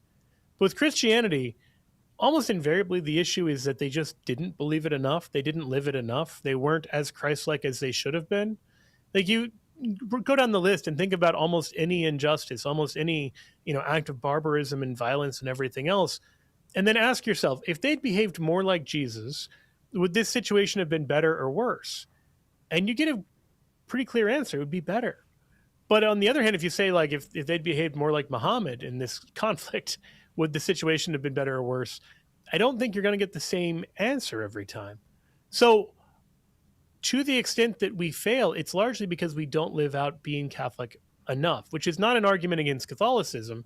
It is an argument against our own lukewarmness and inadequacy sometimes. And then finally, how should we live now in the face of people with, different gender identities and everything else? We should speak the truth in love, as St. Paul says. That we have a message that can be hard to receive, and we need to proclaim it. We need to do so boldly, but we should also do so lovingly. Does that make sense? Yeah, it definitely makes sense. I have people in my family who are homosexual, and I suspect it might even affect other people that are, children that you can just tell they're a bit different. So, sure. And I don't think it's. I'm of the belief that you are born that way, and that it's not a choice of a lifestyle that you choose. So, I mean, so everyone, regardless of whether it's biology or upbringing or anything else, I mean, that question to some extent doesn't matter, because all of us find ourselves drawn to things that are good for us, and all of us find ourselves drawn to things that are bad for us. And a lot of the life of just being a human being, but specifically the Christian life, is learning which desires to say yes to and which desires to say no to. Because we have things that we want that are good for us, and we have things we want that aren't good for us. And so we don't have to demonize people because they want bad things sometimes, because that's all of us. The question becomes, how do we identify which things are good and bad, and how do we respond to it, and how do we approach God with his mercy when we fall short of the things we know we ought to do? Dustin, you can hear the music. I feel terrible because, Joe, this is one of those days when we actually left a lot of people on the line, but that's because there were so many wonderful calls. I hope people will call back, and we'll do our very best to get you on the air. I'm sorry we kept you waiting and weren't able to get to you. Dustin, if you would like a book, Joe, name a book. What book should we give Dustin? Oh, how about Why We're Catholic? All right, we'll send him Why We're Catholic. If you want it, Dustin, just give us an address. We'll send it up there. To the San Francisco Bay Area, because we know you're spending all your money on rent, so we better send you a free book. Joe Heschmeyer, Go work on your thank you notes. I got to go write a thank you note. Just add my name. Oh, Joe and I say thank you. Okay, I'll do that. See you tomorrow, God willing, right here. Catholic Answers Live.